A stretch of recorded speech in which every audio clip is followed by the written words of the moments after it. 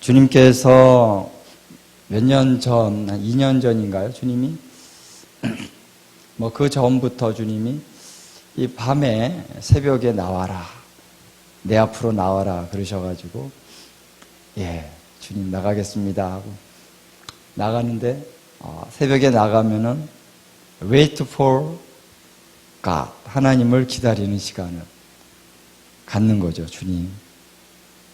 그럼 저는 그 시간이 굉장히 스릴 있고 막 뭔가 주님의 영적인 큰 감동 주시는 그런 것도 기대하고 그러는데 그럴 때도 있죠. 항상 그런 건 아닌데 대체로 딱 주님 오늘 왔습니다. 뭐 할까요? 그럼 주님이 말씀을 읽어라. 그러니 어디를 읽어라 그럴 때도 있고 그냥 어디든지 읽어라. 감동을 따라서 그 말씀을 이렇게 읽다 보니까 이렇게 말씀이 읽어지고 이 의미가 이렇게 들어와요. 그러면서 말씀이 여기저기가 이렇게 연결이 되는데 주로 이 엔타임에 대한 말씀이 여기저기가 연결이 되는 거예요. 구약의 말씀과 신약의 또 마지막 계시록이 그러면서 하나님이 이렇게 풀어주시더라고요. 주님 이거 안 풀리는 게 있잖아요. 물어보요. 주님 이거 어떻게 이게 이해가 안 된대요? 어떻게 이게 왜 그럴까요? 물어보면은 며칠 내로 답을 주실 때도 있고 한참 후에 주실 때도 있고 그 자리에서 주실 때도 있고 그렇게 주님이 말씀을 쭉 하더니 어느 날은 책을 쓰라고 그러시더라고요. 그래서 책을 제가 어떻게 참 씁니까? 이거 화면만 보면 막 눈이 아파가지고 금방 막 졸리고 막 그런데 그래서 좀 보다가 좀 쉬었다 또 보다가 쉬었다 이러면서 쓰긴 썼는데 쓰고 나니까 이게 뭐 앞뒤 말이 안 맞는 것도 많고 오타도 많고 이거 다시 써야 될 것 같은 그래서 책을 이제 내지는 않고 이렇게 그냥 복사만 했는데 그러면서 주님이 그런 과정을 계속 밤마다 새벽마다 계속 주님이 그거를 보여주고 계십니다. 그래서 주님 이거를 어떻게 해야 될지 그냥 주님이 주신 대로만 받고 있는데 지난번에 구자경 목사님 교회에서 집회가 있어가지고 제가 마지막 날 갔어요. 딱 갔는데 거기 최지연 목사님이 어젯밤에 설교를 했는데 예언 기도 사역을 다 못 해줬다는 거야. 그래서 오늘 해주기로 약속을 했다는 거예요. 그래서 그래요? 이제 점심 식사하고 나서 이렇게 해주는 거예요. 그래서 밥을 빨리 먹고 이제 딱 갔는데 저를 딱 보고 딱 예언을 시작하는데 내 안에 성경 말씀이 책이 들어있다는 거예요. 그래서 너가 이것을 이제는 말하여야 하리라. 그래서 성경의 이 앞부분도 네가 다루지만은 주로 뒷부분 그러면서 요한계시록을 가르쳐라 그랬나? 요한계시록을 하나님이 주신다는 거예요. 이미 요한계시록을 지금 계속 보고 있거든요. 주님이 요한계시록을 해라. 그래서 요한계시록 너무 어렵잖아요. 근데 주님이 계속 요한계시록을 풀어주고 계십니다. 이제 어느 정도 많이 풀어졌어요. 이 요한계시록이 좀 이해가 됩니다. 저는 문맥. 그래서 주님이 이제 이 말씀을 왜 풀어야 됩니까? 계속 저도 묻죠.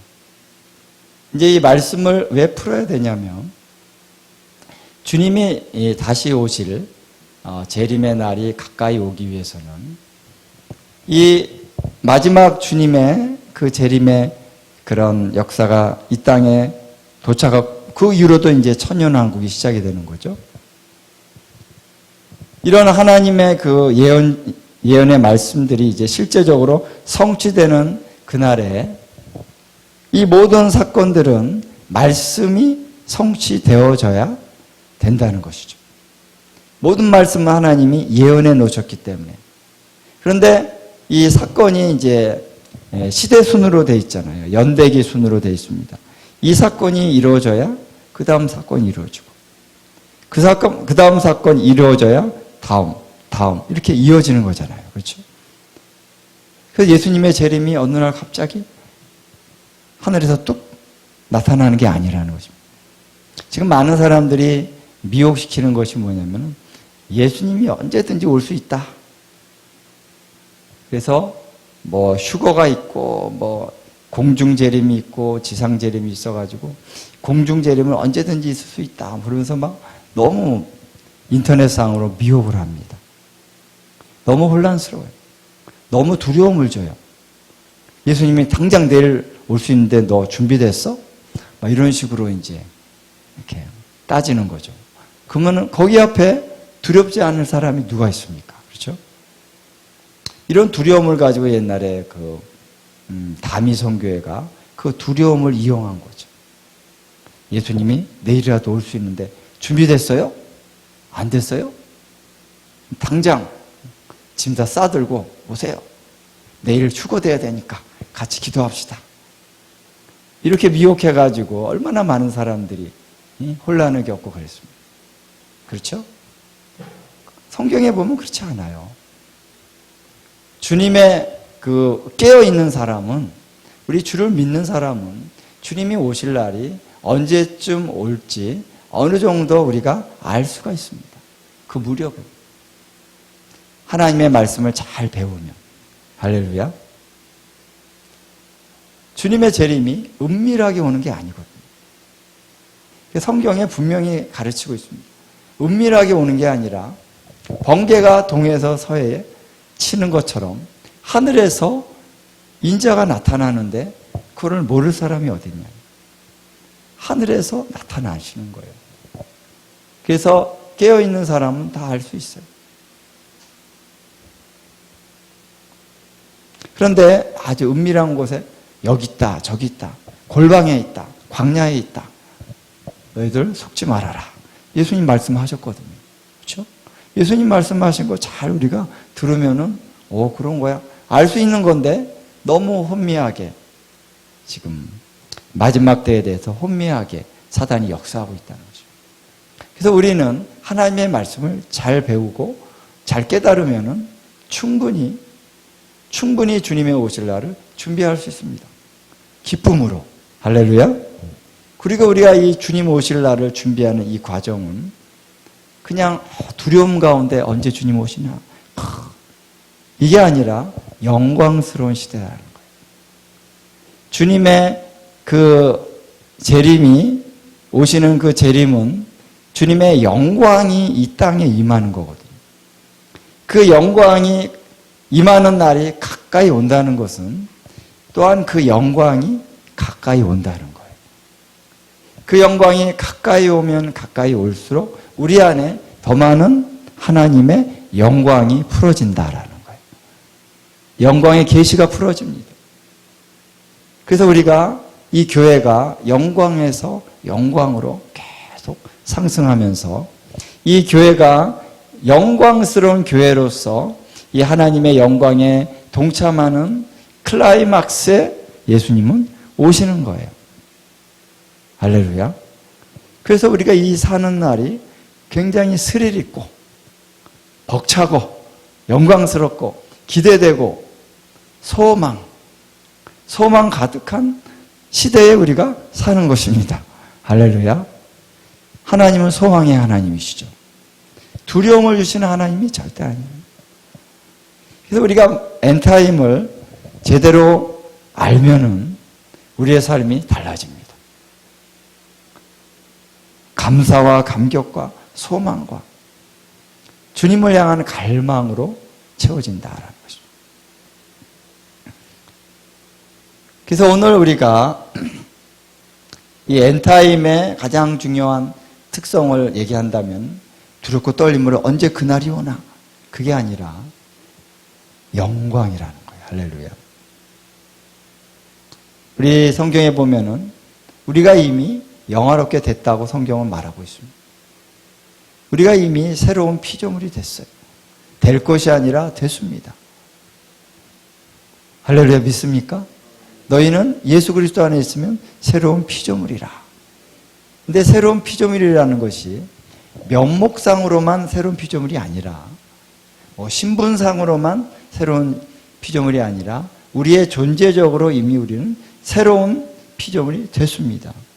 그 영광이 오늘 우리 가운데 있어요. 우리가 하나님의 음성을 듣는다는 것 자체가 영광이에요. 그렇죠?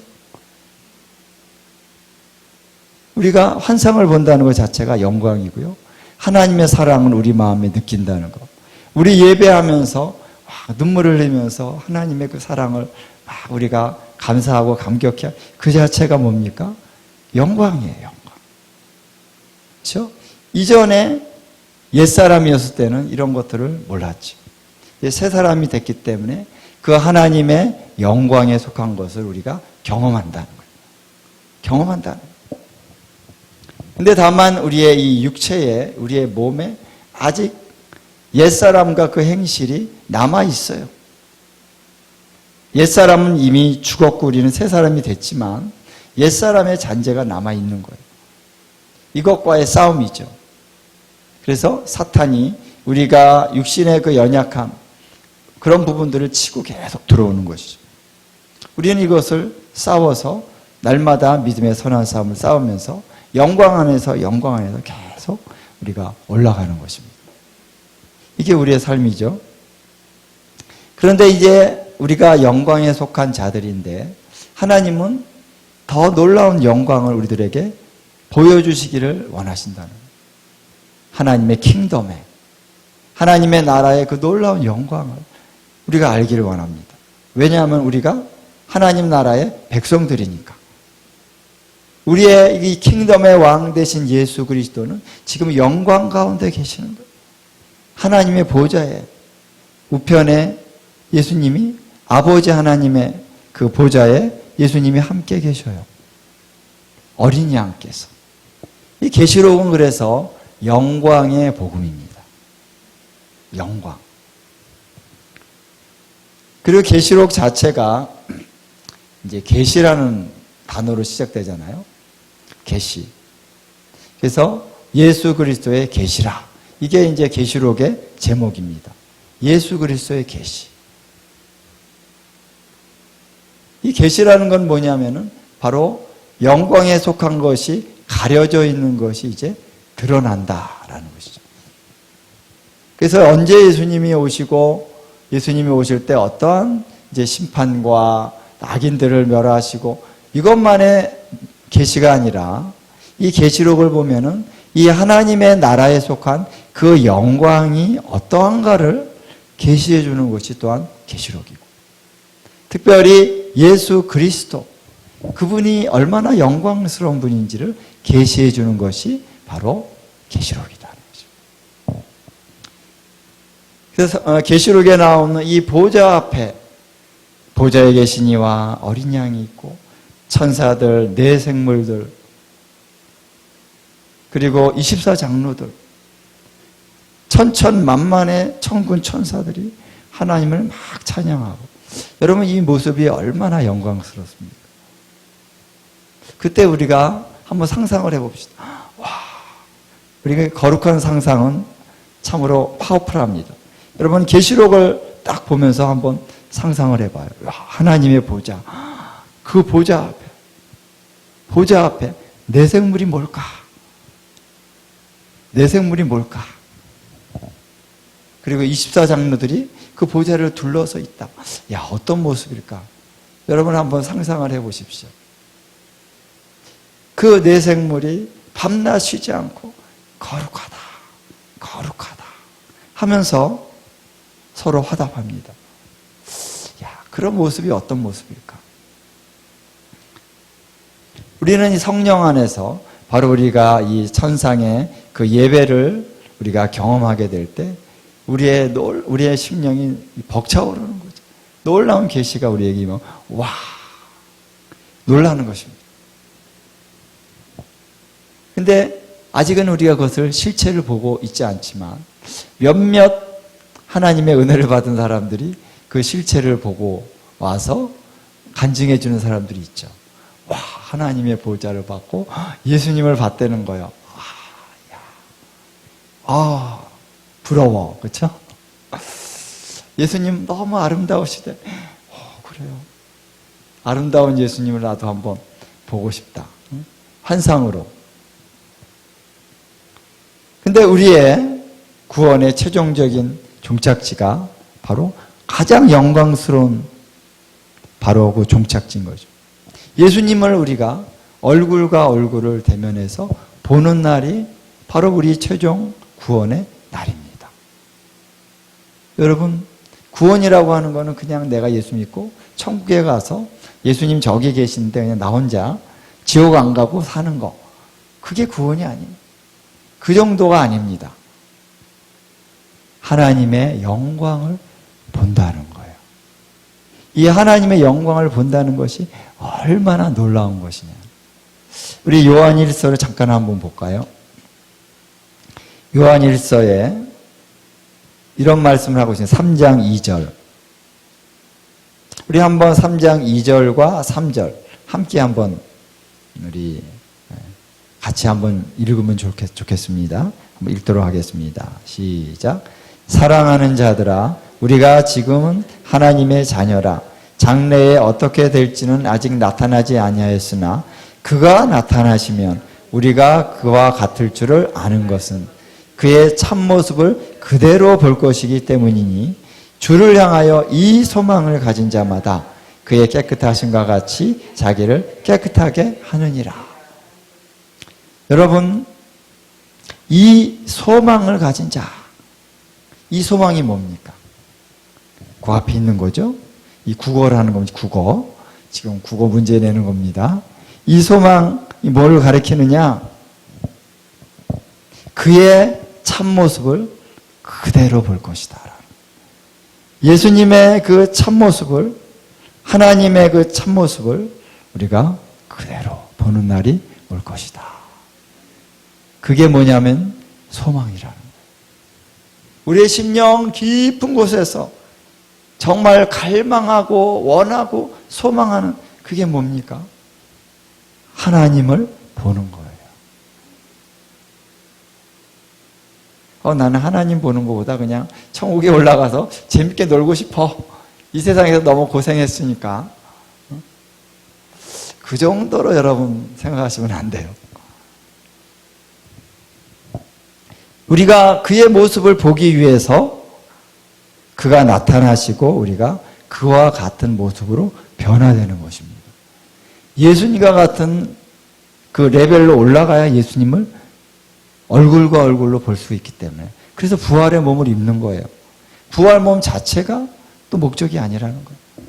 주님과 함께 살기 위해서. 할렐루야. 그게 무엇을 의미할까? 그게 무엇을 의미할까요? 이 소망을 가진 자마다, 여러분, 그래서 많은 사람들이 거룩함과 정결함에 대한 갈망을 별로 안 갖는 사람, 나 예수 믿고 구원 받았어. 뭐 거룩하게 뭐 꼭 살아야 천국 가는 거 아닌데 뭐 거룩하게 살기는 해야지. 주님이 원하시니까.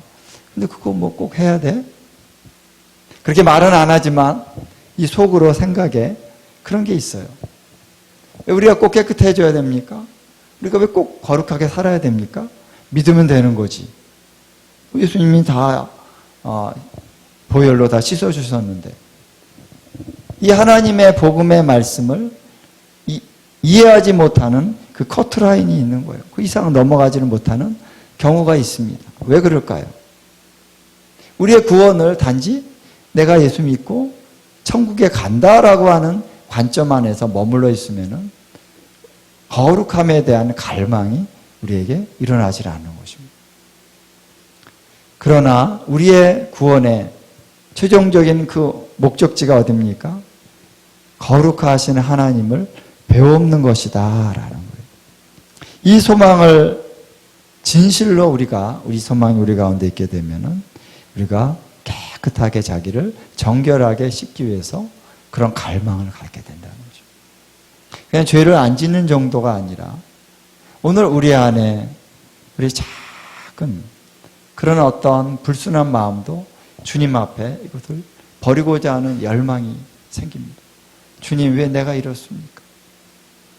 왜 내가 이런 악한 마음들, 이 악한 성격들, 주님 버리기를 원합니다.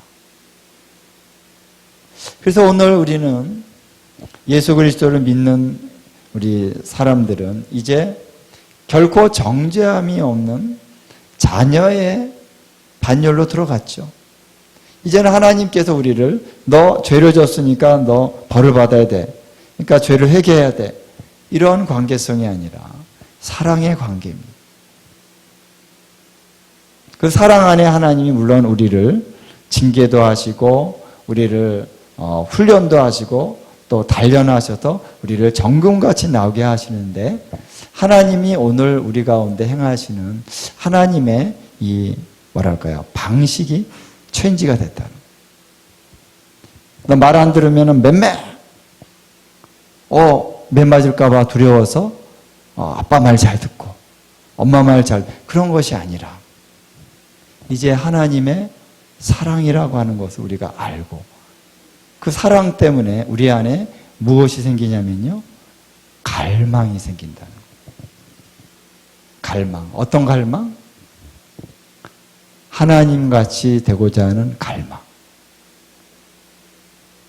하나님이 나를 그 사랑하신 그 사랑이 어떤 사랑일까? 그거를 알고자 하는 갈망.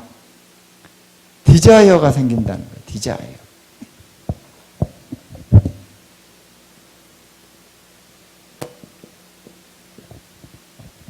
내가 죄를 지으면 벌을 받기 때문에 벌 받으면 안 되니까. 내가 하나님 순종하면은 축복을 받고 일이 잘 되고 하나님이 많은 역사들 능력도 주시고 그러니까 하나님 내가 하나님 말씀 잘 지켜야지. 그러한 단계는 이제 초보적인 단계에서 그런 동기도 필요하지만 이제 하나님은 오늘 우리를 하나님을 향한 그 갈망을 갖는 그런 하나님의 신부들로 우리를 부르신다는 거예요. 신랑과 신부의 관계는 말 잘 듣고 또 순종을 하지만 말 잘 듣고 또 막 화를 내니까 원하는 대로 해주고 그런 게 아니죠. 내가 열심히 당신을 위해서 이렇게 살림도 해주고 밥도 지어주고 남편은 돈도 벌어다 주고 내가 열심히 했지? 그래? 나 잘했지? 잘했어. 그런 관계가 아니잖아요. 아내와 남편의 관계는 사랑의 관계라. 사랑의 관계는 질투가 있습니다. 다 잘해줬어요. 다 잘해줬는데 뭔가 부인이 마음이 식어지고 있어요. 왜? 부인이 원하는 거는 뭐냐면은 사랑이라는 거예요. 사랑.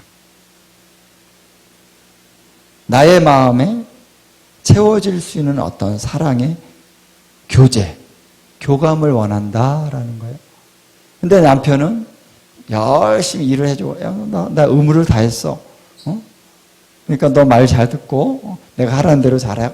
그러면 되는 거야. 우리 부부생활 그게 전부야. 그러니까 여자분들이 마음이 메말라가고 결혼생활이 답답해져가고 여러분들 하나님과 관계가 똑같습니다. 주님이 우리에게 원하시는 게 뭐죠? 가장 원하시는 게 뭡니까? 주님이 핵심적으로 원하시는 게 뭡니까?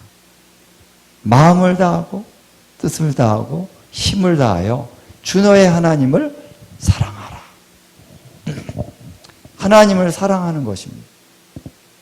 하나님을 사랑할 때 하나님은 우리를 향하여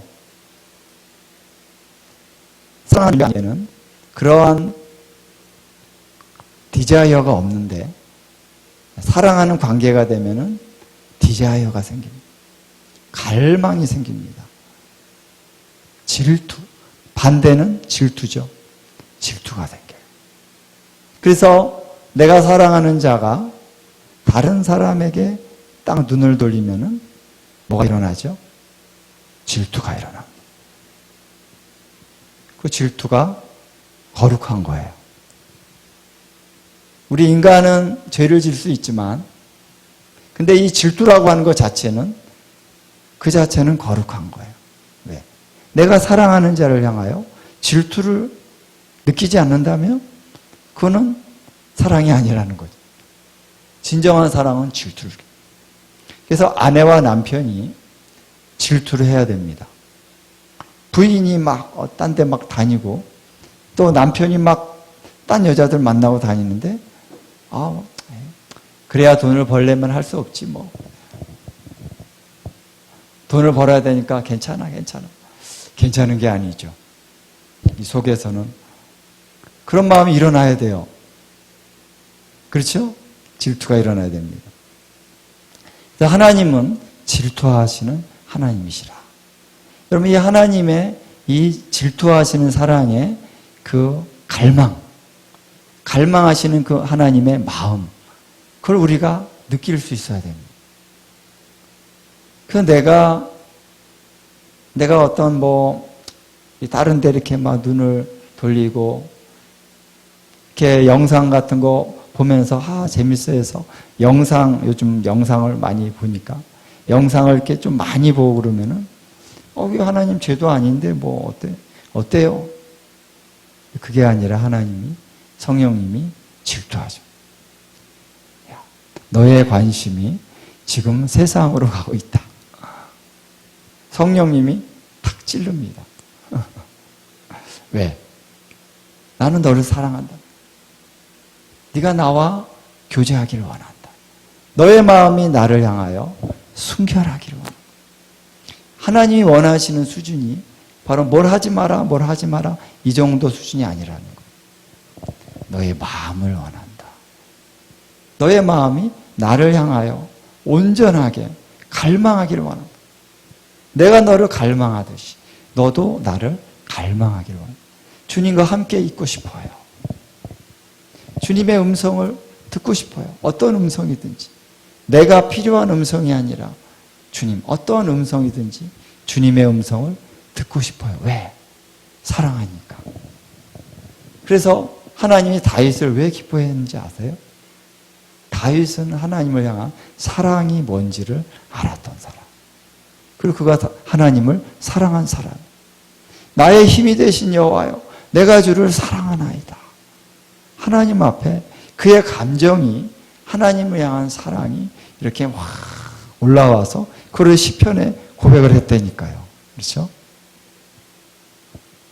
오늘 하나님이요, 우리 가운데 영광을 보여주시는데 왜 영광을 보여주시냐면은 우리가 이 하나님의 영광의 차원이 무엇인지를 알기를 원한다는 거고, 그 영광의 차원의 핵심은 바로 하나님 그분 자신이죠. 하나님을 잘 알지 못하는 차원의 영광을 아는 것은 큰 의미가 없습니다. 위험할 수도 있어요. 막 천사들이 움직이고 이런 거를 갈망하는데 하나님이 어떤 분이신지는 관심이 없어요. 그러면 좀 위험하죠. 그래서 하나님의 영광의 차원에 우리를 계속 더 노출시키시고 더 알게 하시고 더 민감하게 하시고 예언적이 되게 하시고 하나님의 음성 듣게 하시고, 그 목적이 뭔지 아세요? 하나님을 더 친밀하게 알게 하시기 위함이다. 할렐루야. 그래서 오늘 주님이 어디로 우리를 이끌어 가시는지를 우리가 알아야 됩니다. 우리 아가서를 한번 좀 보겠습니다. 아가서 7장인가요? 7장 10절을 한번 보겠습니다. 우리 한번 다 같이 읽어볼까요? 7장 10절 시작. 나는 내 사랑하는 자에게 속하였도다. 그가 나를 사모하는구나. 아멘. 여러분 7장쯤 오면은 이 술라미 여인이 그 예수님이시죠. 예수님과의 그 신랑 되신 그분과의 그 친밀한 사랑이 굉장히 성숙한 단계에 이르렀다는 거예요. 그래서 처음에 이 술라미 여인이 이 신부가 어떻게 고백하냐면, 예수님은 나에게 속했다. 이렇게 표현합니다. 그 다음에 예수님은 나에게 속했고 나는 그분에게 속했다. 두 번째 표현은 이렇게 발전이 되고, 그 다음에 세 번째는 내가 그분에게 속하고 그분은 또 나에게 속했구나. 이렇게 1단계, 2단계, 3단계로 가는데, 오늘 이 고백은 4단계로 가는 거죠. 4단계는 나는 없어요. 내가 내 사랑하는 자에게 속하였구나. 나는 주의 것입니다 하고 끝나요. 그분이 나에게 속했죠. 그분은 나의 것이고 그분이 나를 위해서 존재해요. 나에게 은혜를 주시고 나에게 사랑을 주시는 분이에요. 근데 그런 고백들이 처음 초기 단계에 있습니다. 자기중심, 나중심적인 차원에서 고백을 합니다. 예수님은 내 것이야. 예수님은 내게 속했어. 나와 함께 하시는 분, 내게 은혜를 주시는 분, 감사합니다. 근데 이 단계가 넘어가서 이 네 번째 단계에 가면은 뭘 알게 되냐면 내가 당신에게 속했습니다. 나는 당신의 것입니다. 근데 왜 내가 당신의 것이냐면은 그가 나를 사모하는구나. 이 사모한다는 말이 desire, 갈망한다는 말입니다. 예수님이 나를 갈망하십니다. 나를 사랑하시고 사모하시고 나를 원하신다는 거예요. 좀 구체적으로 표현한다면 주님이 나와 함께 있는 것을 너무너무 원하신다라는 거예요. 나를 좋아하신다는 거예요. 너무너무 좋아하신다는 거예요. 내가 주님 앞에 한마디 딱 주님 사랑해요 그러면 주님이 전율을 느끼시면서 와 그래. 여러분 이제 아가서를 깊이 우리가 같이 나누다 보면 그런 주님이셔요. 우리가 느낄 때는 주님 뭐 아닌 것 같은데요. 내가 기도해도 응답도 없고 막 우리가 이렇게 느낄 수 있지만 성령 안에서 우리가 주님을 만나 교제할 때 주님이 이런 계시와 이런 주님의 마음을 우리에게 풀어놓습니다. 주님이 얼마나 우리를 사랑하시냐면은 창세전에 아버지께서 예수 그리스도를 사랑하심으로 주신 그 영광 아무도 없어요. 아들 예수님 분이 없어요. 근데 사랑 그 자체이신 하나님이 이 아들을 얼마나 사랑하시겠습니까? 와, 그 사랑을 참 받는 것도 쉽지 않았을 거예요. 그 사랑을 막 부어서 야 너는 내 아들, 내 사랑. 아버지가 아들을 사랑하신 그 사랑으로 요한복음 17장에 보니까 우리를 사랑하신다는 거예요. 똑같은 사랑이에요. 어떤 사랑일까요? 우리가 잘 이해가 안 되는데 그 사랑이에요. 조건 없는 무조건적인 사랑. 아가페 사랑. 그래서 그 사랑으로 하나님이 우리를 사랑하시고 또 예수님이 그 사랑으로 우리를 사랑하시는 거예요. 아버지께 받은 그 똑같은 사랑으로 사랑하신다. 그래서 우리가 주님을 점점 만나서 교제하면서 주님을 알아가면서 그분이 나를 갈망하시는구나. 또 다른 표현을 한다면 그분이 나를 향하여 엄청나게 질투하신다는. 여러분 우리 사모님이 이게 부인 되시는 분이 자꾸 질투를 하고 그러면은 나가서 어떤 여자분하고 조금만 만나도 막 뭐라 그러고 막 너무 다정하게 이게 막 질투를 하면은 힘들긴 하죠. 뭐 왜 이래? 막 그렇지만 그 질투가 그 남자분을 지켜줍니다. 감히 어디 가서 다른 뭐 여자하고 뭐 이렇게 뭐 썸씽을 가질 수가 없어요. 질투가 너무 심하니까. 그 질투가 그 마음을 지켜줍니다. 질투라고 하는 그런 성격이 있는 거예요. 거룩하게 하는 성격이 있습니다. 하나님의 질투하심이 오늘 우리를 지켜준다는 거예요. 우리를 정결케 해줍니다. 그래서 성령님이 시기하기까지, 질투하기까지 사모하신다는 말씀 너희가 알지 못하느냐. 여러분, 성령님이 우리를요 질투하셔요. 그래서 성령님이 우리 안에서요 굉장히 민감하게 움직이십니다. 성령님 안에 우리가 충만함을 느꼈는데 어느덧 성령님의 임재가 잦아들어서 기도하고 찬양하는데도 별로 감동이 없어질 수가 있어요. 그건 왜 그럴까? 여러 가지 이유가 있습니다만, 여러 가지 이유가 있는데 첫 번째 이유는 뭐냐면 우리가 주님으로부터 좀 멀어졌어요. 우리의 관심사가 딴 데 지금 가고 있어요. 성령님이 아셔요. 성령님도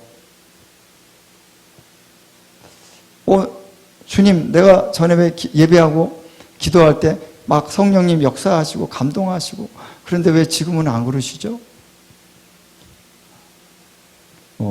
즉각 응답을 안 하실 수도 있지만 그 1차적인 이유는 우리가 성령님은 시기하기까지 사모하시는 분. 그래서 오늘 우리가 세상과 짝하거나 세상을 더 좋아한다거나 그러면 성령님이 감동하십니다. 당장 찔르십니다. 근데 그 성령님의 감동을 자꾸 우리가 외면하면 성령님도 성령을 소멸하지 말라 그랬죠. 그래서 오늘 우리 안에 성령님이 계신데요. 이 성령님에 대해서 우리가 굉장히 민감해야 돼요. 성령님, 뭘 원하십니까? 우리가 예배할 때도 어떻게 예배하기 원하십니까? 성령님이 인도하시는데 그건 성령님이 기뻐하시죠. 성령님을 인정해드리고 성령님이 감동을 주시는 대로 우리가 자꾸 따라가려고 하면 성령님이 우리 안에서 그분의 임재를 더 확장시켜 주십니다. 하나님의 계시를 더 많이 우리 가운데 보여주시고 알게 해주시고 선물 있잖아요. 성령님의 선물. 그것이 은사잖아요. 선물을 주십니다. 그래. 응? 아이들이 자꾸 아빠한테 엄마한테 와서 아빠 사랑 어린 그런 표현으로 아빠 나 좋아. 아빠 너무 좋아. 그래? 아빠 막 안아주고 아빠 뭘 원하세요? 내가 뭘 하기 원하세요? 모르는 거 있으면 아빠 이거 뭔지 가르쳐 주세요. 아이들이 자꾸 오면은 얼마나 귀여워요. 얼마나 이뻐요. 더 준단 말이에요. 선물 더 줘요. 안아도 주고 뽀뽀도 해주고 그리고 돈 있으면 탁 선물도 갖다 사주고. 왜 그럴까요? 친밀한 교제로 더 가까이 오려고 하면 우리가 하나님께로 가까이 가려고 하면 하나님도 우리 안에 더 가까이 오신다는 거예요. 그래서 예수님이 오늘 우리를 사모하신다. 갈망하신다. 이 갈망을 우리가 알기를 원한다. 우리 서정권 목사님이 이제 예배 인도하셨는데 그 찬양을 했죠. 오 나의 주. 뭐죠? 그 다음에 난 갈망해요. 그렇죠? 갈망해요. 주님은 내 호흡입니다. 내 안에 계셔요. 생명의 말씀 내 안에 계셔요. 말씀이신 그분이 내 안에 계셔요. 근데 내 안에 계시는데 그분을 우리가 더 얻고 더 친밀하게 그분과의 더 아름다운 교제 가운데 들어가는 것은 갈망을 통해서 들어가게 된다. 그래서 우리가 물론 죄가 있고 계명이 있고 또 우리가 행해야 되는 것들이 있고 공적인 우리 에클레시아 안에서 우리가 질서 있게 살아가야 되는 법도가 있습니다. 근데 하나님은 이 모든 것 가운데서 정말로 원하시는 그것은 바로 갈망하는 것이에요. 하나님을 갈망하느냐, 주님을 향한 갈망이 있느냐, 그것이 우리가 살아있느냐, 살아있긴 하지만 좀 생동감이 있느냐 없느냐, 이것의 차이는 주님을 향한 갈망이 있다는 거예요. 주님은 갈망하기 원하셔요. 우리를 사모하기 원하십니다. 내가 지금까지 주님을 알아왔던 주님을 경험해 왔던 그런 차원이 있어요. 근데 주님은 더 알기를 원한다. 내가 주님 더 알기 원합니다. 주님의 나라의 더 위대한 계시적인 차원을 내가 알기를 원합니다. 아, 주님, 내가 예수 믿는데요. 그냥 힘들지만 않고, 그냥 천국 가면 되지, 뭐 더 바랄 게 없습니다.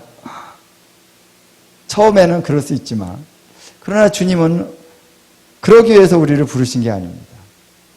주님이 싹 보여주십니다. 야, 이 천국, 하나님의 나라가 이런 거야. 와. 주님이 딱 보여주시면 우리의 마음에 어떤 마음이 생기냐면 갈망이 생깁니다. 어린아이들에게 야, 요 아이스크림이라는 거 있는데 너 한 번도 아이스크림 먹어본 적 없지? 내가 조금 먹어줄게. 숟가락 하나 딱 떠가지고 애 입에다가 살짝 대면 어떡할까요? 애가 눈이 둥그레지면서 이렇게 맛있는 그런 게 있었어? 내가 태어나고 처음이야. 1살짜리가 태어나고 처음 보는 맛이야. 이 아이가 그 다음부터는 아이스크림을 찾겠죠. 맛있는 거, 아이스크림도 더 맛있는 거, 더 맛있는 거. 그렇듯이 하나님께서 이 하나님 나라의 맛을 싹 보여주시는 거죠. 특별히 우리가 어려울 때, 공고할 때 하나님이 계시를 많이 보여주시더라고요. 우리 마음이 간절할 때.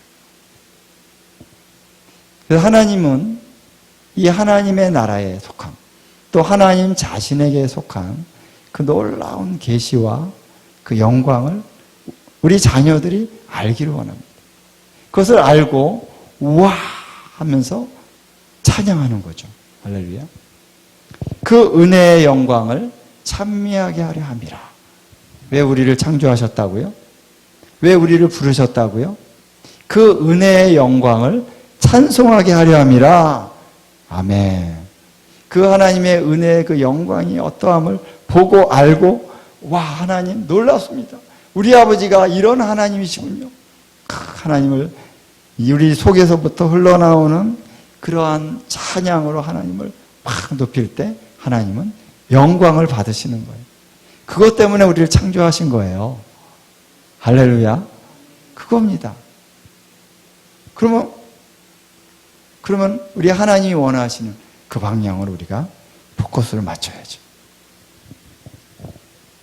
그래서 엔타임을 하나님 보여주시는 이유는 뭐냐면은 이 엔타임을 하나님께서 보여주시는 가운데 너무나도 영광스러운 차원이 엔타임이라는 거예요. 이 하나님의 킹덤의 영광스러움이 지금은 우리가 좀 가려져 있어요. 그냥 우리가 살아가고 있는 일상적인 이 삶이 전부라고 생각할 수가 있는데 조금 우리 은혜를 맛본 분들 좀 더 높은 차원이 있구나 알잖아요. 그렇죠? 아니까 이런 자리에 오는 거예요. 누가 이런 눅눅한 지하실에 와가지고 몇 시간씩 앉아 있습니까? 이걸 아니까 아는 분들만 오는 거죠. 근데 하나님 더 있다는 거.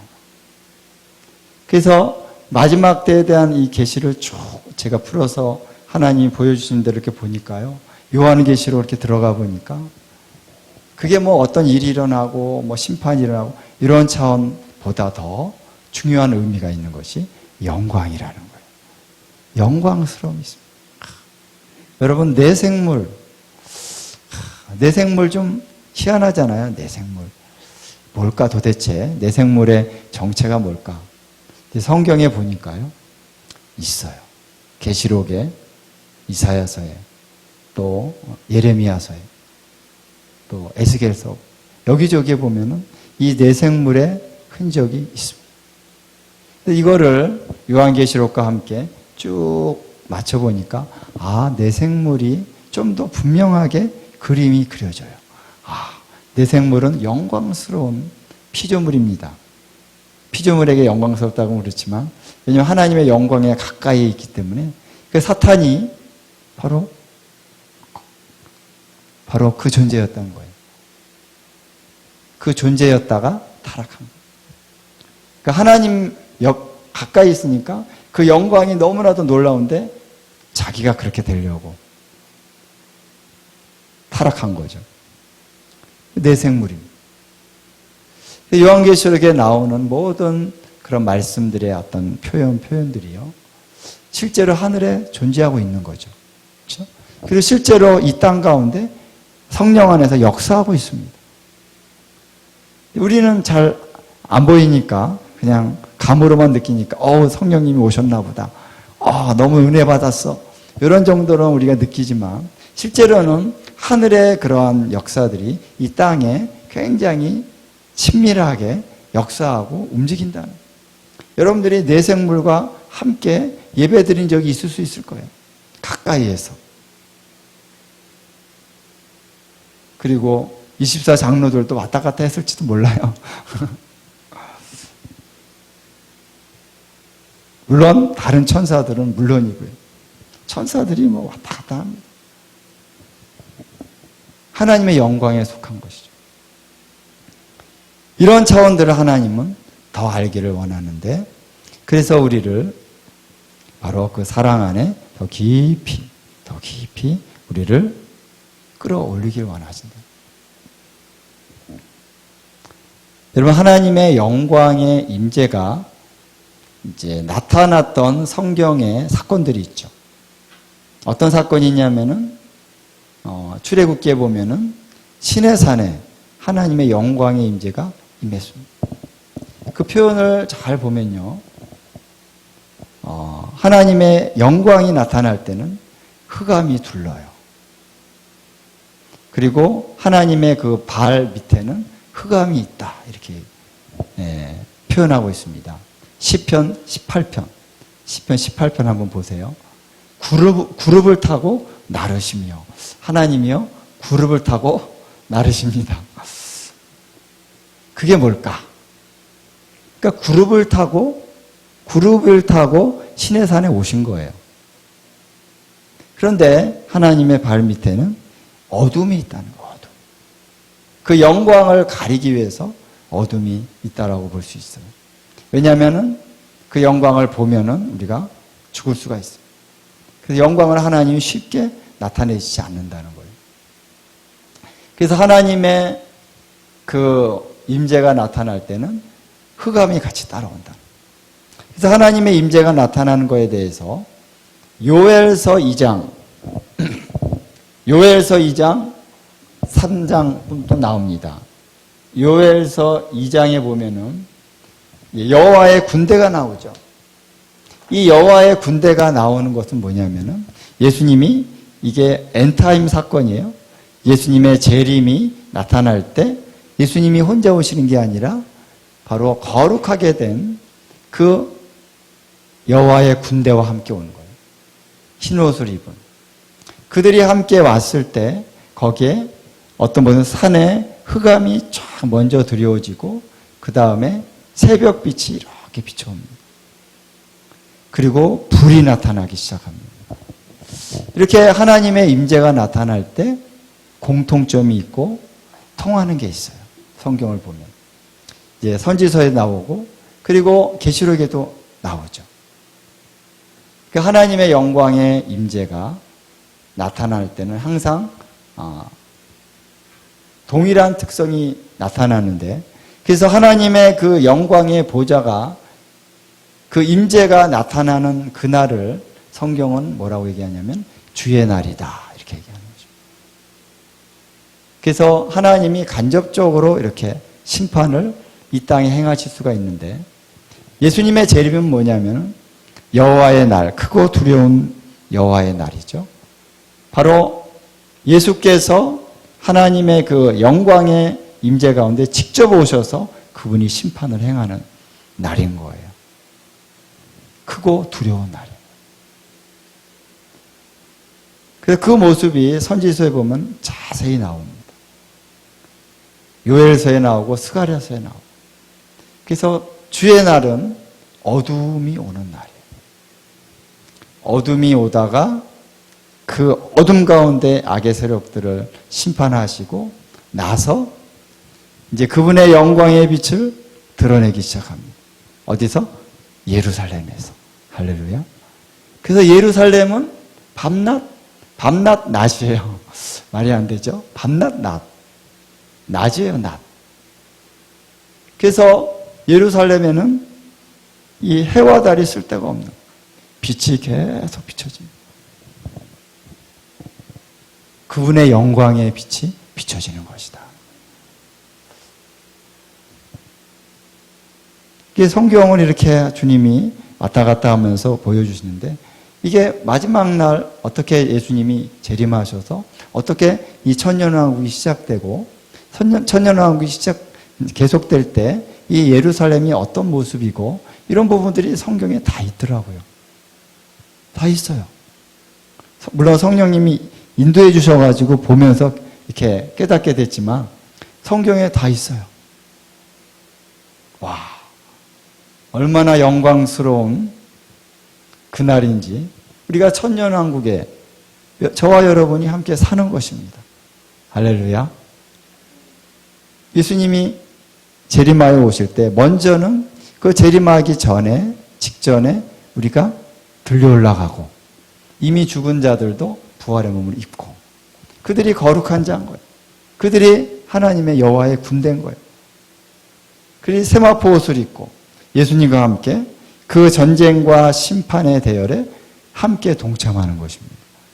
할렐루야. 그때부터 예수님과 함께 하는 거예요. 그렇죠? 저와 여러분이 그 자리에 있을 겁니다. 첫째 부활에 동참하는 자는 복이 있도다. 자, 이런 엄청난 하나님의 임재와 영광이 이제 있게 되는 것이 바로 그날이라는 거예요. 그날. 아까 그날을 선포했죠? 우리 서정건 목사님이 그날을 선포했습니다. 아까. 그렇죠? 그날이 오리라. 크고 두려운 여호와의 크고 두려운 날. 하나님을 거역하는 자들은 심판의 날. 주를 믿는 백성들은 구원의 날이요 영광의 날. 할렐루야. 여러분 그것을 여러분과 기도하시기 바랍니다. 주님 그것이 얼마나 영광스러운 겁니까? 내 마음 가운데 사모하는 마음을 주시옵소서. 여러분 그래서 이 마지막 때는 영광스러운 날이다.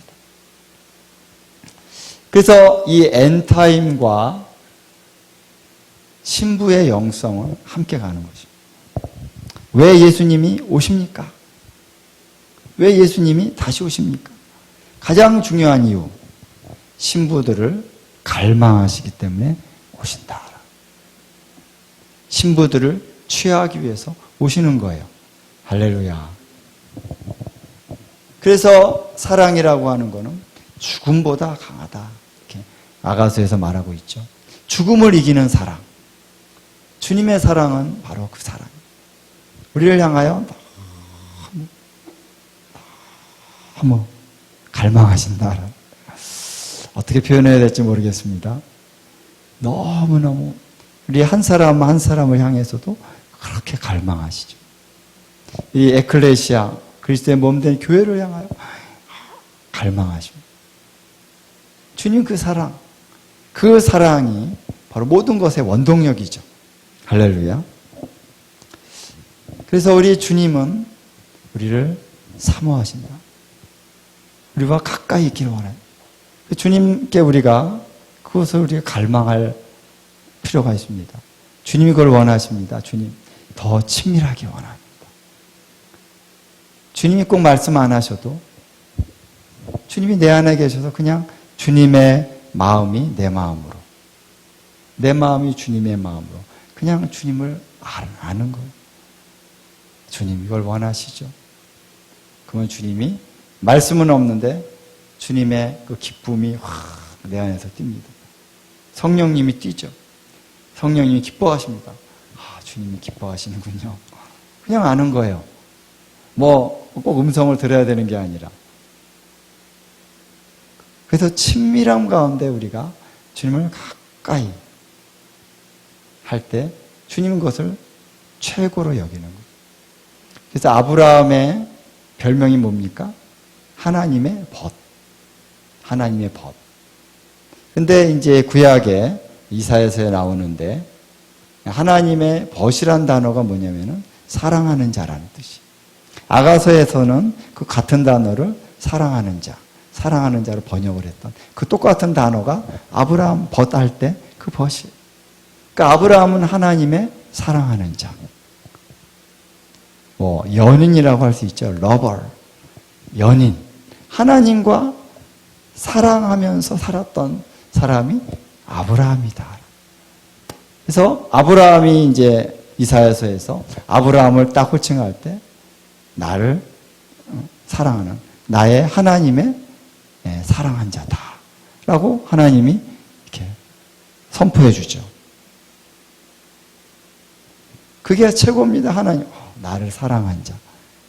나를 사랑하여서 독자 이삭도 아끼지 않고 하나님 앞에 내어줄 수 있었던 아브라함아 내가 이제야 네가 나를 경외하는 줄 알았다. 하나님은 시험하십니다. 시험하셔요. 나를 사랑하는지 독자 이삭을 사랑하는지 하나님 누구를 선택하는지 계속 하나님은요 예수님은요 시험하셔요. 테스트. 그 어려워하면 안 돼요. 저는 처음에 왜 하나님 사랑하셨지 사랑하시면 끝이지 뭐 자꾸 시험하십니까? 시험하는 게 불편하잖아요. 왜 나를 못 믿으십니까? 못 믿는 게 아니라 시험을 통해서 나를 단련하시는 거예요. 정금같이. 그렇죠? 어려움이 오죠. 왜 하나님 예수님 믿으면은 왜 좋은 일이 생겨야 되는데 왜 이렇게 어렵습니까? 왜 하나님 이해가 안 됩니다. 나를 사랑하신다며요? 사랑하지. 내가 사랑하는 아브라함에게 시험을 했다.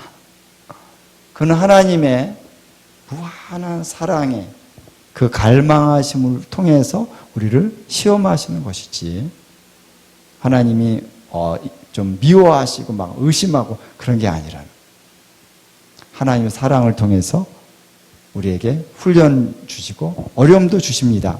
그 어려움을 여러분이 당할 때 하나님 나를 사랑하셔서 이 어려움을 통해서 그 하나님의 사랑을 나에게 확증해 주시기 위해서 하나님이 어려움을 주시는군요. 로마서 8장에 나오는 말씀처럼 하나님을 사랑하는 자. 우리가 하나님을 사랑하는 자잖아요. 하나님을 사랑하는 자를 향하여 모든 것이 합력하여 선을 이룬다. 그러니까 그 의미 가운데는 뭡니까? 하나님을 사랑하는 자에게 고난이 있다 없다? 있다는 거예요. 근데 하나님 그 고난을 합력해서 선으로 이끌어 가시는 하나님을 보여주시기 원하신다는 거예요. 그래서 우리가 우리 안에 그 막 갈등과 막 엄청난 하나님을 향한 분노와 이런 것들이 막 일어나죠. 왜 하나님 나를 이렇게 어렵게 하시고 힘들게 하십니까? 그때 하나님 그럼에도 불구하고 나는 하나님을 믿습니다. 하나님 나를 사랑하십니다. 사랑하셔서 나에게 이 고난도 주신 것이고 이 고난을 통해서 나를 더 영광 가운데 이끌어 가게 하시기 위해서 나를 연단하시는 하나님. 이 연단까지도 사랑이시죠. 하나님 감사합니다. 그러면 그래 하나님 이제 항복했지. 이제는 내 마음에 평강이 오기 시작하는 거예요. 고난이 와도 환난이 와도 하나님의 사랑에 내가 조금 더 의심하지 않습니다. 이제. 어떤 환난이 와도 나는 하나님의 사랑 의심하지 않겠습니다. 결심도 하고 결단도 하고 믿습니다. 이게 통과가 되어야지 우리가 업그레이드가 되는 거예요. 하나님과의 관계가 이 신뢰의 관계로 업그레이드가 되는 것입니다. 조금 어려움이 온다고 하나님 엄마하고 막 아직은 이제 하나님도 우리를 신뢰할 수 없는 그렇죠? 근데 어려움이 오는데도 계속 하나님을 신뢰하고 믿고 따르면 하나님도 우리를 신뢰. 그래. 네가 나를 믿는구나. 참으로 나를 믿는구나. 그래. 너의 믿음대로 될지어다. 하나님이 그때부터 축복하기 시작하시는 거예요. 자, 이런 어떤 하나님의 갈망이 이 마지막 때 우리 가운데 나타나기 시작합니다. 더 강력하게.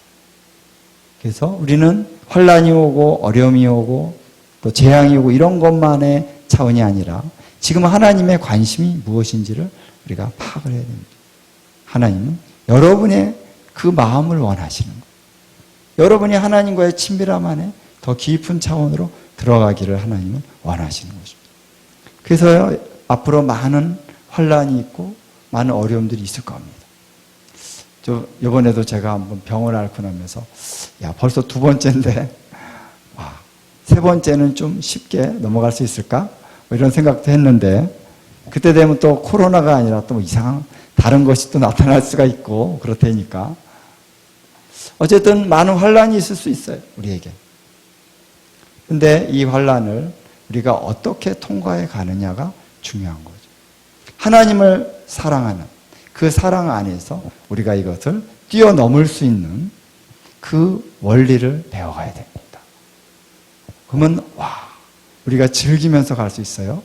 하나님과의 사랑의 그 친밀함, 기쁨 가운데 우리가 이 환난과 고난을 견뎌내고 우리가 이겨낼 수가 있다라는 거예요. 그래서 우리가 하나님과의 친밀한 임재를 더 우리가 갈망하면서 가야 될 줄로 믿습니다. 사모하시기 바랍니다. 여러분 이제 아까 제가 잠시 하나님의 임재에 대해서 얘기를 했는데 십자가의 사건이 있을 때 성경에 보니까 60부터 90까지 이 흑암이 가렸다 나오고 있습니다. 그러니까 총 예수님의 십자가에 달려 계신 시간이 6시간이었잖아요. 그런데 9시에 이제 우리 지금 시간으로 하면 9시에 십자가에 달리셔서 오후 3시에 이제 숨을 거두셨는데 12시 정오부터 3시까지 흑암이 덮어졌습니다. 그러니까 처음에는 예수님 십자가에 막 못 박고 사람들이 조롱하고 하다가 갑자기 흑암이 확 몰려오는데 거기에 사람들이 압도를 당했겠죠. 찍소리 못하고 이게 뭐냐. 그래서 어떤 사람은 이 사람은 진실로 하나님의 아들이었도다. 이렇게 백부장은 고백하는 백부장도 있었고요. 그런데 왜 흑암이 덮었을까? 그 이유가 뭘까? 그런 어떤 의문이 있었습니다. 하나님이 하신 거죠. 그래서 어떤 사람은 그걸 어떻게 해석하냐면 하나님께서 자기 아들이 죽어가는 그 모습을 참아 볼 수가 없어서 다 흑암으로 가려버렸다. 이렇게 해석하는 해석 들어보셨죠? 그건 아닌 것 같은데 근데 주님께서 딱 그거를 주셨어요. 고린도 후서 5장을 한번 봅시다. 고린도 후서 5장 19절.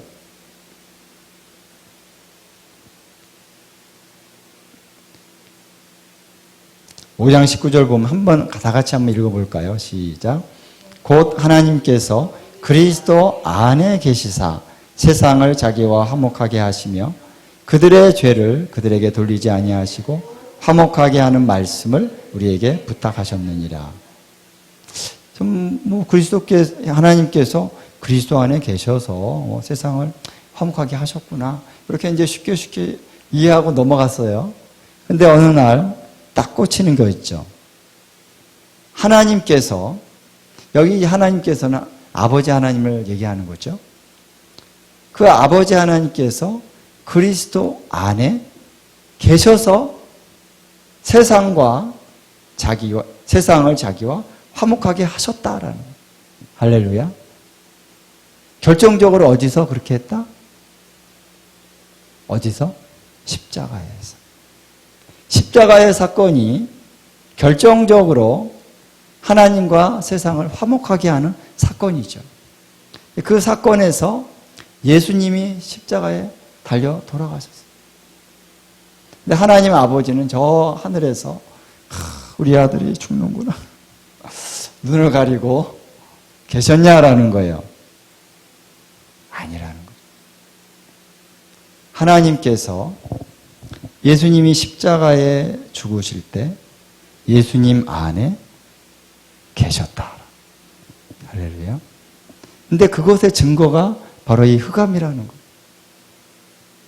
아까 얘기했죠? 하나님의 영광의 임재가 올 때 흑암이 짙어진다는 거예요.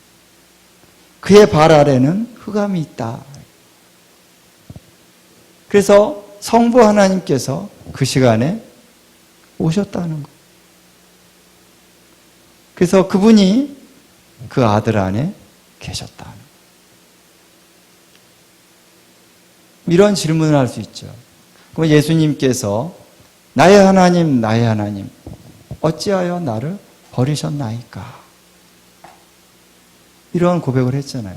아버지 하나님이 계셨는데 왜 버리셨다고 얘기했을까?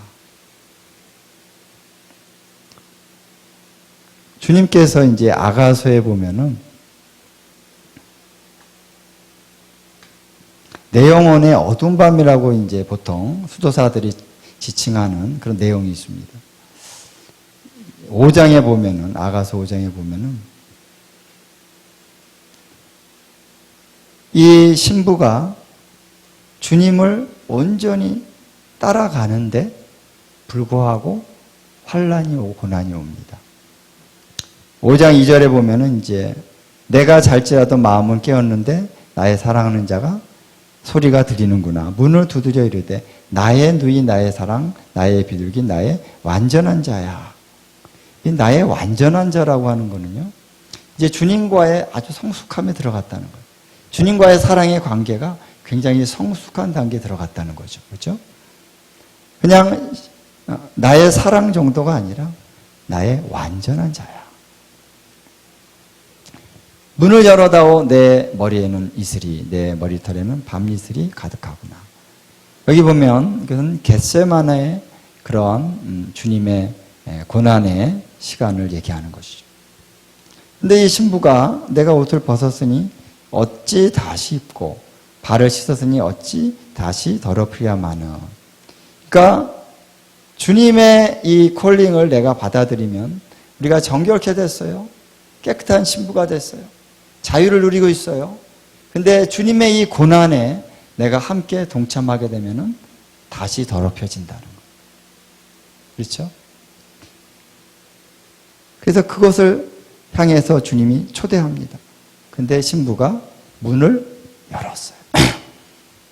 예, 주님, 내가 당신의 고난에 함께 동참하겠습니다 하고 문을 열었는데 그때부터 주님의 임재가 느껴지질 않는 거예요. 그리고 성 안에 순찰하는 자들이 와서 막 상하게 하고 파수꾼들이 와서 겉옷을 벗겨가지고 막 이렇게 때리고 환란이 오기 시작하는 거예요. 주님께 순종했는데 주님이 겟세마네의 고난에 네가 함께 동참하겠느냐? 예, 동참했는데 고난이 오는 거예요. 그리고 영적으로도 아무것도 느껴지지 않는 거예요. 주님이 함께 계신다라고 하는 그러한 믿음과 그러한 느낌이 없는 거예요. 그래서 이러한 것을 이제 수도사들이 주님과의 친밀한 만남 가운데 경험하면서 그들이 알게 된 것이 뭐냐면은 이것을 내 영혼의 어두운 밤이다. 이렇게 지칭을 합니다. 내 영혼의 어두운 밤을 조금 정확히 정의를 내리자면은 주님의 임재 가운데 은혜 가운데 정말 주님과의 친밀한 삶을 살아가는데 어떤 순간에 내가 죄를 진 것도 아니고 내가 주님을 사랑하는 마음을 철회한 것도 아니고 더 주님을 사랑하려고 하는데 어느 날 영적인 암흑이 온다는 거예요. 주님과의 친밀한 교제가 잘 안 돼요. 음성도 잘 안 들리고 주님의 어떤 임재를 느꼈는데 기도할 때도 임재가 없고 그냥 맹숭맹숭 이런 느낌이 오고 힘들고 고통이 오고 어려움이 온다는 거예요. 이 과정이 있다라는 거예요. 이게 뭘까? 이게 뭘까? 그래서 이 영혼의 어두운 밤이 왜 오는 걸까? 주님이 저에게 어떤 깨달음을 주시더라고요. 어느 날. 주님이 내 앞에 나타나시면 내 영혼이 엄청나게 기쁘죠. 주님의 아름다우신 보고 주님의 그 얼굴을 보고 주님의 임재로 내가 가득 채워집니다. 충만합니다. 할렐루야. 기뻐 뛰며 찬양하며 또 우리가 기도할 때 주님과의 그 교제가 아주 원만하게 내가 말하면 주님이 금방 응답하시고 또 주님께 내가 고백하면 또 감동이 오고 얼마나 소위 말해서 재미있고 감동적이고 너무 좋습니다. 그런 시절이 여러분 아마 있었을 것입니다. 주님과의 첫사랑이라고 할 수도 있고요. 예. 그런 어떤 시간이 있는데 그때는 주님이 내 앞에 계셨다. 근데 내 영혼에 어두운 밤이 다가오면은 주님이 내 안에 오신다는 거예요. 내 안으로 들어오신다는 거예요. 그러니까 나는 안 보여요, 주님이. 안에 계시니까 안 보이죠? 그 주님 어디 계십니까? 왜 주님 불러도 대답이 없고 이 고통 가운데 내가 고통당하고 정말 버림당하고 매맞고 주님 어디 계십니까? 주님이 내가 너 안에 있다. 너 안에 있어서 너와 함께 이 고통을 지고 가고 있다라는 거예요. 그때가 가장 주님과 친밀한 시간이 어떻게 보면 그죠? 앞에 계신 것도 아니고 안에 계셔요. 주님이 내 안에, 내가 주님 안에. 가장 친밀한 시간, 그 시간. 근데 내가 그 영적인 분위기 파악을 못할 때는 원망하죠, 주님. 그러니까 예수님도 나의 하나님, 나의 하나님, 어찌하여 나를 버리셨나이까라고 하는 느낌을 받으셨다는 것입니다. 근데 성부 하나님이 어디 계셨어요? 예수님 안에 계셨다. 안에 계셔서 예수님과 함께 짐을 지시고 그리고 함께 화목하게 하는 그 일을 아버지께서 하시고 그것처럼 오늘 예수님이 우리 안에 계셔요. 때로는 임재가 느껴지지 않을 때 내가 세상을 좋아해서 주님이 좀 약간 떠나가실 수도 있지만 그런 게 아니라 주님을 사랑하고 주님을 따라가려고 그러는데 고난이 오고 어려움이 오고 영적으로 더 무뎌진단 말이에요. 주님이 내 안으로 오신 것입니다. 내 안에 계셔. 주님, 제가 몇 번 그런 음성을 들었습니다. 주님 어디 계십니까? 내가 네 안에 있다. 그래요? 근데 왜 내가 느껴지지 않죠? 내 안에, 너 안에 있는 나와 더 깊이 교제를 나누자. 그게 이제 빌립보서 3장에 보면은 내가 그리스도를 알고 부활의 능력을 알고 고난의 교제를 알고 이제 한국말로는 고난의 동참함을 알고 이렇게 번역을 했습니다만 그게 고난의 교제예요. 고난의 교제.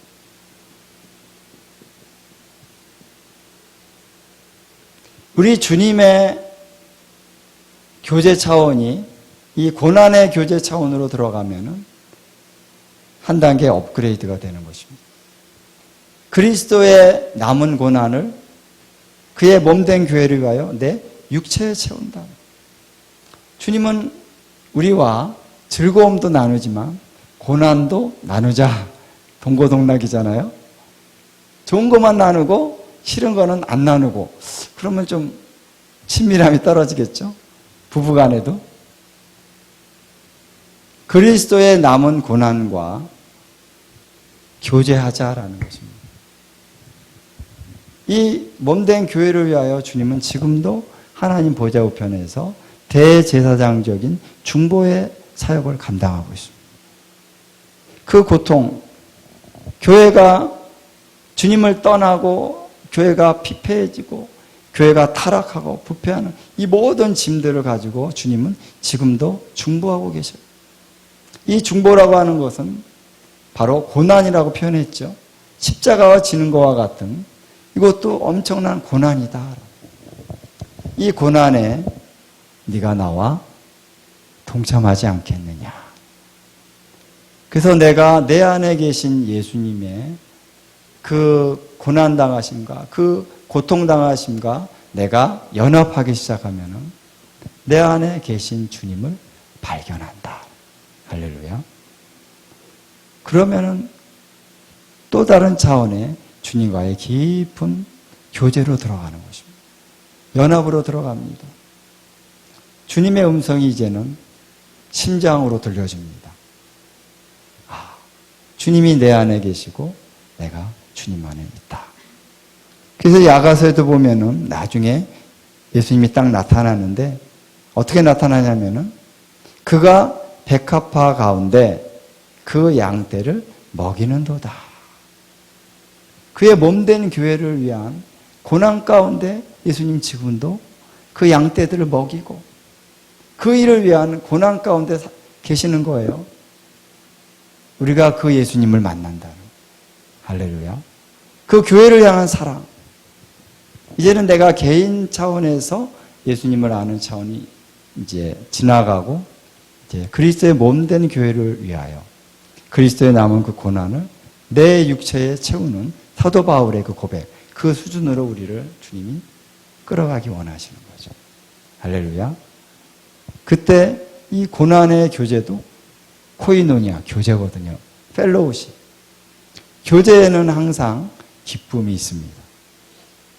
주님과의 친밀함을 경험하는 그 시간이 되는 거예요. 주님을 더 아는 것입니다. 그래서 그를 알고 부활의 능력을 알고 그 다음에 그리스도의 그의 고난의 교제를 알기 위하여 내가 오늘도 달려가노라. 그래서 어찌하든지 죽은 자 가운데서 부활에 이르려 하노라. 나는 달려간다. 바울이 달려간다. 그를 알고 그의 부활의 능력을 알고 그의 고난의 교제를 알고 이것은 주님을 알고 주님을 따라가는 과정이라는 것이죠. 더 주님과의 친밀함으로 우리를 이끌어 가십니다. 그래서 저는 주님 엔타임을 얘기해야 된다. 그리고 엔타임이 친밀함이라고 하는 걸 또 주님이 계시해 주기를 원하십니다. 그래서 엔타임을 알수록 우리는 주님을 향한 이 소망이 더 불타오르게 돼요. 주님, 그 주님의 날에 우리가 이 첫째 부활에 동참하여서 주님과 함께 통치하고 다스리는 그 반열에 주님 우리가 서기를 갈망합니다. 할렐루야. 이 소망이 있는 자마다 어떠한 환란이 와도 어떠한 핍박이 와도 능히 이것을 이겨낼 수 있는 강력한 동기부여가 우리 안에 일어나게 되는 거죠. 그런 영적인 파워가 우리 가운데서 일어납니다. 예, 은사와 능력과 이런 것들로 치유와 기적이 일어난다고 해도 사람들이 잘 무너져요. 그렇죠? 엄청난 치유의 능력이 일어나는데 넘어지는 사람들이 있어요. 그러나 하나님의 사랑의 계시가 우리 가운데 임하면 넘어지지 않습니다. 할렐루야. 이 사랑은 우리를 견고히 세우고 어떠한 환난과 핍박이 와도 넉넉히 이길 수 있게 하신다. 할렐루야.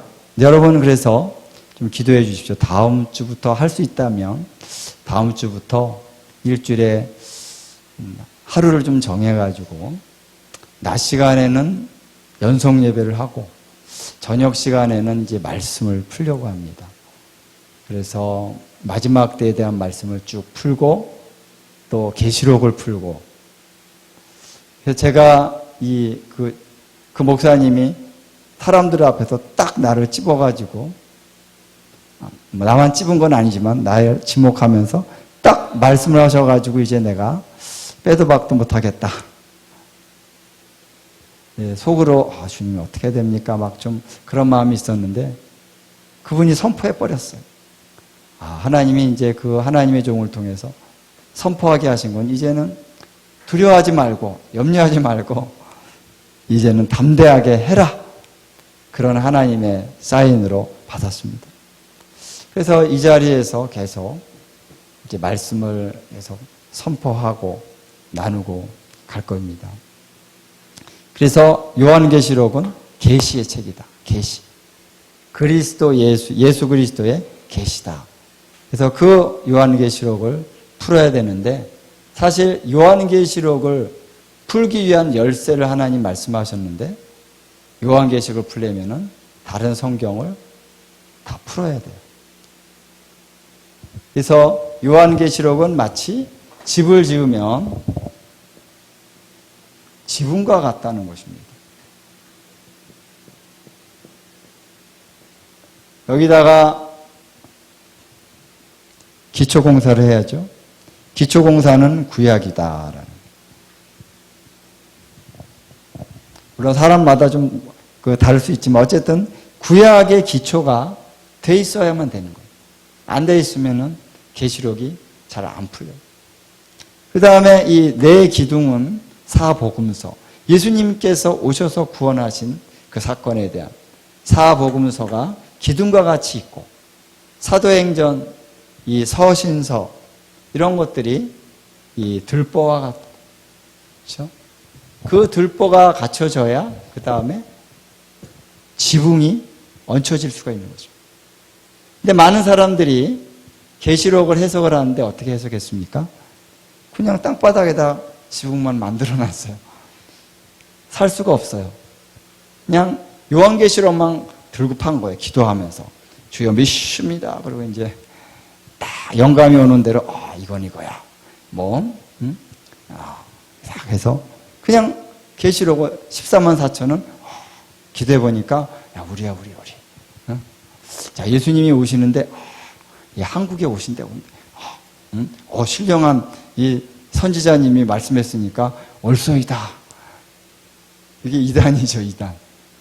요한계시록만 가지고 들고 파면은 안 풀리는 거예요. 성경은 성경으로 풀어야 된다. 그래서요, 제가 요한계시록을 하나님이 이렇게 풀어주실 때 보니까 요한계시록 자체만 가지고는 이게 뭔 말인지 잘 이해가 안 돼요. 근데 요한계시록에 있는 내용과 통하는 내용이 여기저기에 산재해 있습니다. 구약의 선지서에 있고요. 예수님의 공관복음에 있고 요한복음에 있고 서신서에 여기저기에 이 말씀들이 산재해 있습니다.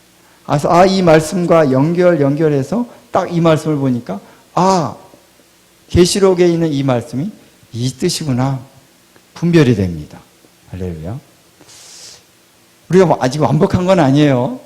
완벽한 건 아닌데 이제 퍼즐이 맞춰지기 시작하는 거예요. 퍼즐이. 근데 퍼즐을 맞출 때 이제 여기에 퍼즐을 맞춰야 되는데 요거를 도저히 이게 여긴지 잘 모르는 거예요. 근데 퍼즐을 여기서부터 쉬운 것부터 이제 맞춰가다 보면은 여기 요거네. 나중에 퍼즐을 맞출 수가 있죠. 그와 같습니다. 그래서 하나님께서 이 요한계시록을 풀고 마지막 때를 풀기 위해서는 모든 성경을 다 풀어야 된다. 주여 이걸 언제 합니까? 엄두가 안 나죠. 근데 어쨌든 내가 인도하는 대로 성경을 봐라. 그러니까 주님이 이렇게 딱딱딱 풀어주신 부분도 있고요.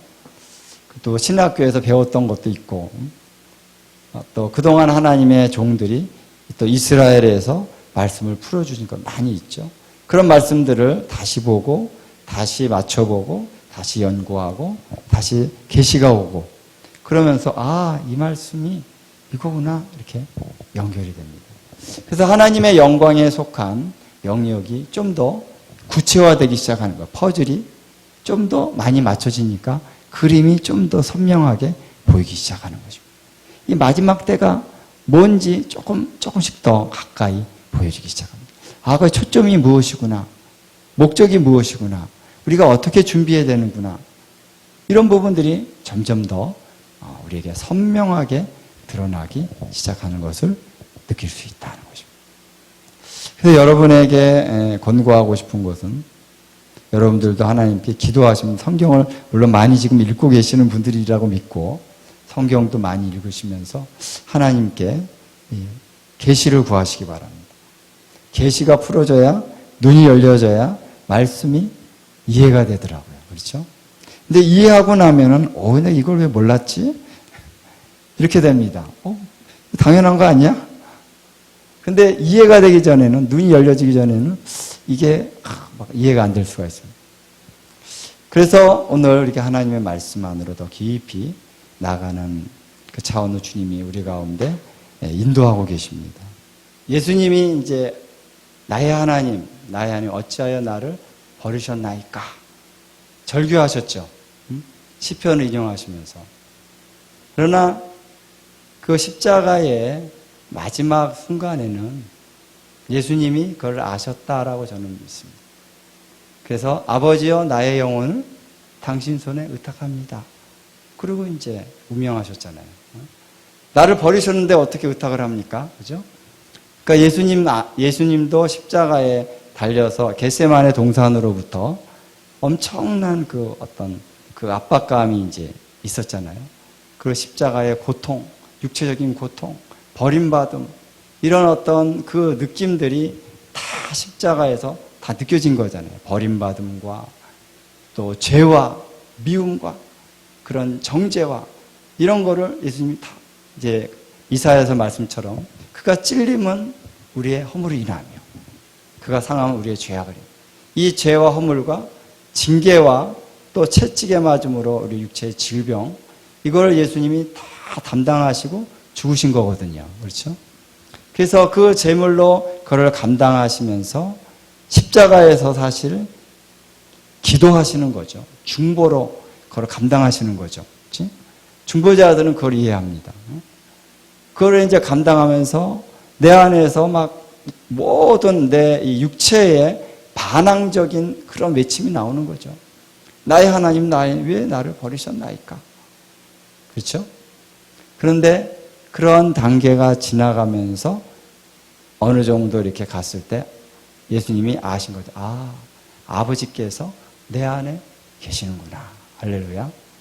우리가 이제 주님을 섬겨올 때 가장 어려운 부분 중에 하나인 거죠. 왜냐하면 단지 어려움이 아니라 왜 주님 어제까지 소위 말해서 어제까지 나하고 친밀한 교제를 나누셨던 예수님 오늘 내가 뭐 특별히 달라진 거 없는데 갑자기 어떠한 순간부터 주님이 안 느껴질 때 그래서 주님 앞에 우리가 계속 기다리는 거예요. 주님 왜 이런 고난을 주십니까?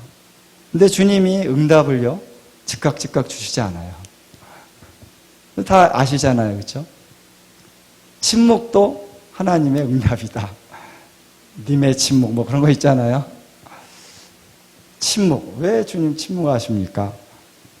주님이 내 안에서 함께 그 고통을 당하고 계시는 거예요. 그게 주님의 응답이에요. 그래서 어느 정도 가면 주님이 꼭 말씀해 주셔서가 아니라 이게 이거구나. 주님 내 안에 계시는구나 하면서 내가 주님을 인정하고 그러니까 어느 단계가 되면은 이 어떤 그 고난의 단계가 어느 정도 이렇게 가다 보면은 주님의 임재가 이제 서서히 느껴지기 시작합니다. 주님이 말씀하시기 시작합니다. 그 아브라함의 그 이삭을 바쳤던 아브라함의 고뇌도 거기 있는 거죠. 그렇죠? 아브라함이 히브리서에 보면 나오잖아요. 아브라함이 고민했던 거는 왜 이삭을 바쳐야 됩니까? 이삭은 하나님의 약속의 자녀거든요. 내가 이 자녀를 통해서 내 언약을 이루리라. 근데 이삭이 자식도 안 낳는데 이삭을 바치란 말이에요. 그렇죠? 그래서 아브라함이 그 히브리서에 보면 11장에 그걸 고민한 거예요. 왜 이삭을 바쳐야 됩니까? 근데 아브라함이 어떠한 결론에 도달하냐면은 내가 이삭을 죽여도 부활의 하나님이 다시 살리시겠구나. 할렐루야. 그래서 기쁨으로 순종할 수 있었던 거예요. 그 어떤 깨달음이 부활의 차원까지 내 생각이 업그레이드 되어야 깨달아진다는 거예요. 부활이라고 하는 것을 전제하지 않고는 깨달아지지 않죠. 그래서 부활의 신앙으로 하나님이 고뇌 가운데 아브라함을 끌어올리기 위해서 그런 시험을 주시는 거죠. 그렇죠? 우리도 왜 주님 어제까지 좀 왔는데 오늘 이 고통 가운데 부르짖어도 주님 응답이 없습니까? 고뇌가 있다는 거예요. 그 고뇌 가운데 정답은 부활입니다. 그렇죠? 예수님도 나의 하나님, 나의 하나님, 왜 나를 버리셨나이까? 응답은 무엇입니까? 다시 부활하리라. 내가 다시 살리리라. 할렐루야. 그게 응답이에요. 네가 지금 고통당하지만 내가 살리리라. 내가 지금 처참하게 지금 상황과 처지와 영적인 상태까지도 너무 비참하게 느껴지는 허탈함이 들고 막 자괴감 들고 막 그러죠. 한두 번이 아닙니다. 우리. 저는 한 30년 주님을 따라오면서 그런 순간들을 엄청 많이 겪었어요. 근데 그런 것이 없어지지 않습니다. 또 오고 또 오고 또 와요. 근데 이제는 안 와요. 이제는 어려워 안 해요. 왜? 아, 주님이 내 안에서 짐을 지고 가시는구나. 이해하면 되는 거예요. 언젠가는 부활이 온다. 할렐루야. 언젠가는 주님이 나를 회복하신다. 그게 응답입니다. 그것을 믿느냐? 믿으세요? 믿느냐? 믿으세요? 그러면은 기뻐하고 즐거워하라. 하늘에서 너의 상이 큼이라. 환난이 오고 고난이 오고 이해가 안 되는 어려움, 기뻐하고 즐거워하라. 왜? 장차 올 그 영광을 바라보면서 지금 현재의 고난 가운데서 기뻐하라. 무화과 나무의 피마르고 포도 열매가 없습니다.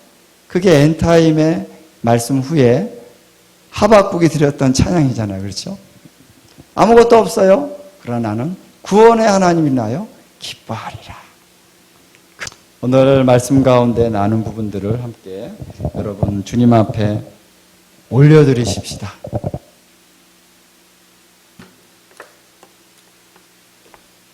우리 주님은 선하십니다. 주님의 사랑은 완전합니다. 우리가 어떠한 체험을 할지라도 거기에서 우리 하나님의 사랑과 우리를 향한 하나님의 은혜는 한 번도 조금도 철회된 적이 없다라는 것입니다. 예수님이 십자가에 죽으실 때도 아버지의 하나님의 그 사랑은 예수 그리스도를 향하여 한 번도 줄어진 적이 없다는 거예요. 변화된 적이 없다는 것입니다. 이것을 여러분 믿으십니까? 예, 이 믿음 가운데 모든 것을 이길 수 있습니다. 할렐루야. 내가 안 돼도 상관없어요. 내가 고통당해도 상관없어요. 내가 병들고 죽어도 상관이 없습니다. 그래도 하나님을 기뻐하며 찬양할 수 있느냐? 할렐루야. 이것이 부활의 신앙이죠. 하나님, 오늘 우리가 이 고백을 들며 나가십시다. 승리하신 하나님, 당신의 사랑으로 인하여 십자가의 부활의 능력으로 오늘 우리 가운데 역사하시는 주님만을 우리가 신뢰하며 나가겠습니다. 우리 함께 기도하며